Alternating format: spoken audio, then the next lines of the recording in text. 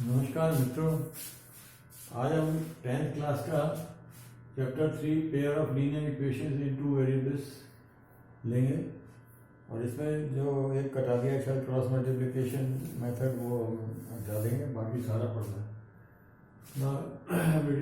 Point wise the pair of linear equation in two variables, linear means power is 1, मतलब इनकी x और Y की जो exponent power है वो क्या है, 1 है। तो हमने 9th के अंदर भी ये एक सिंगल ये तो देखी थी प्लॉट करना a x plus b y plus c करके। अब हम क्योंकि 2 है तो हमने उसमें एक सुफिक्स लगा दिया a1 x plus b1 y plus c1। a1 b1 और c1 रियल नंबर्स हैं और a1 b1 दोनों जीरो नहीं हो सकते, एक कोई हो सकता है। ऐसा ही a2 x plus b2 y plus c2 equal to 0 है, इसमें भी एक कोई b2 या a2 में से कोई हो सकता है जीरो, नहीं तो दोनों नहीं हो सकता, नहीं तो फिर लीनियर इक्वेशन तो वेरिएबल्स बनाना मुश्किल हो जाएगा। Now types of lines possible ही नहीं होगा बनाना, मुश्किल क्या। टाइप्स ऑफ लाइंस क्या हो सकती हैं, हमने देखा इंटरसेक्टिंग और कंसिस्टिंग लाइंस। अगर ये जैसे ए दिखाया, ये इंटरसेक्टिंग लाइन है, कंसिस्टिंग लाइंस भी बोलते हैं, और यूनिक सोल्यूशन यानी कि एक सोल्यूशन है, ये एक जगह जरूर होती है, वो एक ही सोल्यूशन देता है। पैरेलल लाइंस और इनकंसिस्टेंट लाइंस, ये पैरेलल लाइंस है, इनकंसिस्टेंट लाइंस कहलाती हैं, इसमें 2 सोल्यूशन, कहीं मीट ही नहीं करती इसलिए कोई सोल्यूशन ही नहीं है। कोइंसिडेंट लाइंस और कंसिस्टेंट लाइंस, ये भी अगेन कंसिस्टेंट है और ये डिपेंडेंट टाइप की है, पर आते हैं आपके कंसिस्टेंट नहीं है ये। लाइंस विद इनफाइनाइट सॉल्यूशंस, इसमें क्योंकि एक लाइन के ऊपर दूसरी लाइन है तो इसका मतलब सारे पॉइंट्स जो फर्स्ट लाइन के और दूसरे पे भी लाई कर रहे हैं, इसका मतलब एक लाइन में इनफाइनाइट पॉइंट्स होते हैं तो इनफाइनाइट सॉल्यूशंस हो गए, very simple. Now graphical representation of pair of lines को कैसे करेंगे, देखिए इसको कराने की कोई ज़रूरत समझता नहीं हूँ, क्योंकि आपने 9th में किया हुआ है, एक लाइन को किया हुआ है, 2 को कर लीजिए, और 2 जहाँ मीट करती हैं वो पॉइंट ऑफ इंटरसेक्शन आ जाएगा, नहीं मीट करती है पैरेलल आ जाएगा, एक के ऊपर एक आएंगी तो एक के ऊपर एक आ जाएंगी, तो graphically you can find this, ठीक है ना। कंडीशंस विदाउट ग्राफ, अगर बिना ग्राफ के आपको देखना है कि कोई लाइन्स पैरेलल है नहीं विदाउट प्लॉटिंग ग्राफ, तो हम क्या करेंगे, ये कंडीशन है। इंटरसेक्टिंग के लिए कंडीशन है a1 upon a2 should not be equal to b1 by b2। इनके कोफिशिएंट को कंपेयर कर लीजिए, दोनों से सेम नहीं आना चाहिए। अगर सेम आता है तब तो फिर ये इंटरसेक्टिंग नहीं है, और इंटरसेक्टिंग नहीं है इक्वल टू है, नॉट इक्वल टू है तो इंटरसेक्टिंग है। और वो कहाँ इंटरसेक्टिंग होंगे, वो जो वैल्यू आएगी उसके अलावा सब पॉइंट्स पे इंटरसेक्टिंग है।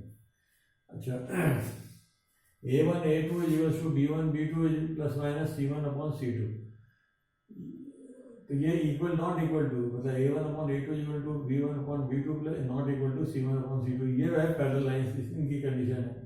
इसमें a1 upon a2 equal to b1 upon b2 होना चाहिए और plus minus c1 upon c2 नहीं होना चाहिए।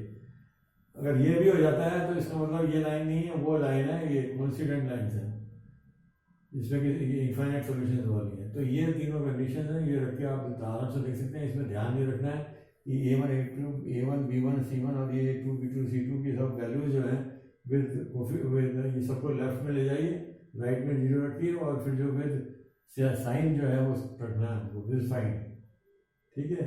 कई बार इनमें क्या होता है कि ये जैसे ये तीसरे वाला जो सी वाला है खासतौर से, इसमें कई बार ऐसा होता है कि वो के दे देते हैं बीच में, first find the value of के, तो के क्या होता है, कई बार स्क्वायर की टर्म्स में आता है, इधर से भी आता है इधर से भी आता है। तो एक में तो आगे के स्क्वायर इक्वल टू 4 तो प्लस माइनस 2 हो गया, और एक में के इक्वल टू -2 ही आया, तो आंसर -2 आएगा, 2 नहीं आएगा फिर प्लस वाला, कि दोनों में कॉमन होती है। इस कंडीशन में, इस कंडीशन में दोनों में जो कॉमन आ रहा है that we will give this, ये क्वेश्चंस के अंदर ऐसे आता है, ठीक है ना।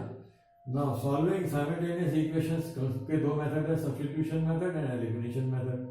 सब्स्टिट्यूशन मेथड मतलब ये है कि इसमें से x निकालिए, दूसरे में रख दीजिए और फिर सॉल्व कर लीजिए, सब एक में आ जाएगा, y आ जाएगा, तो वो x की वैल्यू आ गई, फिर उसको निकालिए दूसरे में रख दीजिए तो y की वैल्यू आ जाएगी।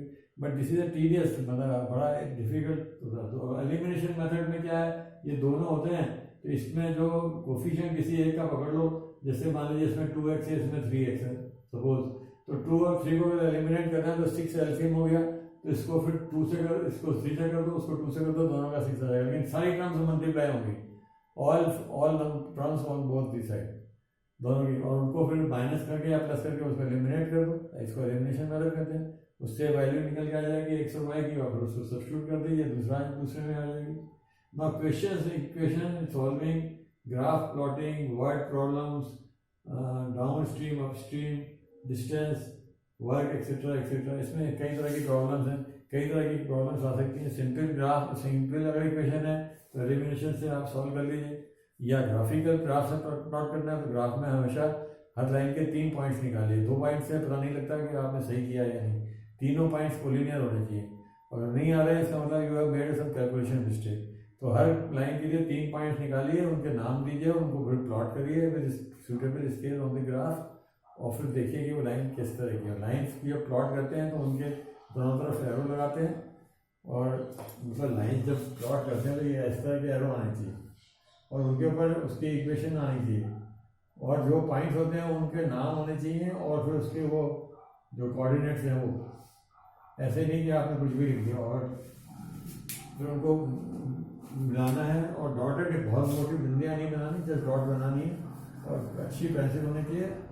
एंड डू इट, और एक बार में स्केल की 12 इंच की स्केल लगाइए तो अच्छा है, एक बार में पूरी लाइन खींच दीजिए, नहीं तो क्या वो टुकड़ों में करते हैं तो टेढ़ी मेढ़ी हो जाती है, तो आंसर भी गलत रहता है। अब इसमें ग्राफिकल में कई बार इस तरह के क्वेश्चन आ जाते हैं कि मान लीजिए ये लाइन जा रही है और एक लाइन ये जा रही है, तो कहते हैं कि भाई साहब area between y axis and these 2 lines, तो ये एरिया हो गया। तो आप ये लेंथ निकाल लो, लेंथ मतलब पॉजिटिव ही होती है, इसको और इसको जोड़ दीजिए, और ये 90 डिग्री होगा। तो ये अगर इस यहाँ से देख लीजिए क्या इसकी हाइट आ रही है, उसको आप कोऑर्डिनेट के हिसाब से देंगे और मल्टीप्लाई कर दो, और उसका एरिया आ जाएगा। इसके वर्टिसेस निकालने तो इनके वर्टिसेस पढ़ के निकाल दिए, ये सब 9th में कर सकते हैं आप, ठीक है, इसमें कोई नई चीज़ नहीं है। तो ये तो हो गया ग्राफिकल का भी हो गया, और ये हो गया वर्ड प्रॉब्लम का। कई बार सिंपल अगर इक्वेशन है जब, तो आप उसको एलिमिनेशन सब्स्टिट्यूशन से कर दिए।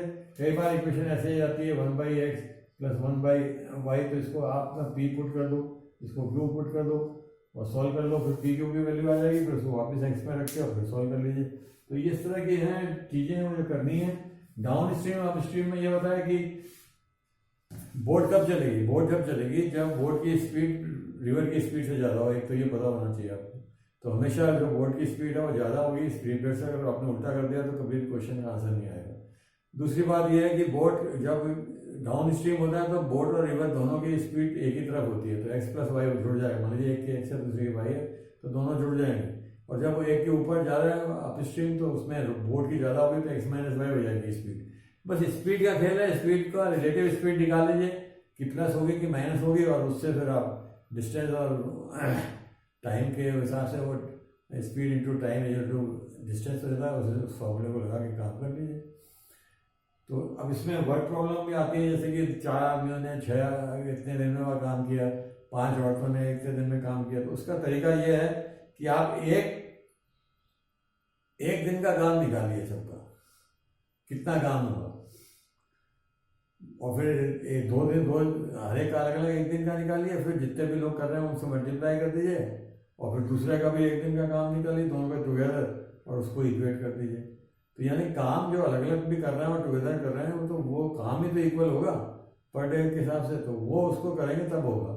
उसमें ध्यान रखिए वो ऑर्डिनरी इस तरह से क्वेश्चन नहीं होते हैं जैसे बाकी क्वेश्चन होते हैं, बिकॉज वर्क और वो वाले जो क्वेश्चन होते हैं इनडायरेक्ट वो है, नॉट ए डायरेक्ट। वो ज़्यादा आदमी होंगे तो काम जल्दी खत्म होगा, उल्टा है ना, इनडायरेक्ट वो है रिलेशन।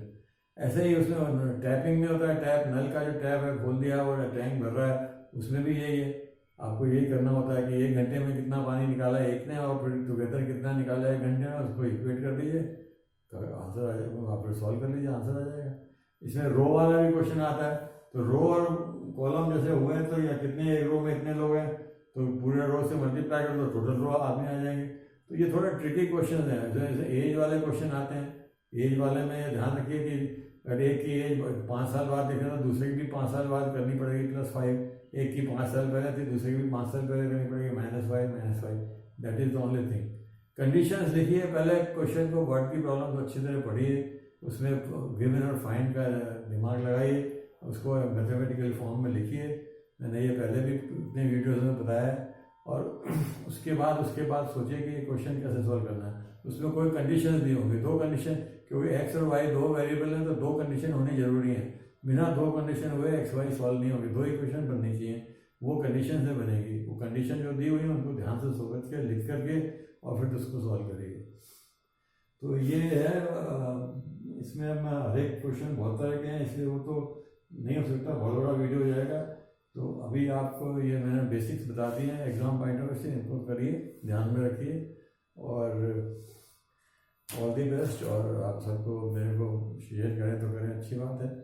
मेरा नाम भक्तवत्सल मित्तल है, मैं रिटायर्ड इंजीनियर हूँ और बड़ा मेरा पैशन है पढ़ाना। मैं बिट्स पिलानी से इंजीनियरिंग की थी मैकेनिकल बहुत साल पहले, और अब आजकल मैं बच्चों को 13 साल से पढ़ा रहा हूँ, मैथ्स और science up to 12th class. अभी रिसेंटली मैंने यूट्यूब पर डालने चालू किए हैं, मुझे अभी कुछ ज़्यादा इंफ्रास्ट्रक्चर नहीं है मेरे पास, लेकिन हम देखते हैं, हो जाएगा शायद धीरे धीरे। और thank you so much for your cooperation, welcome.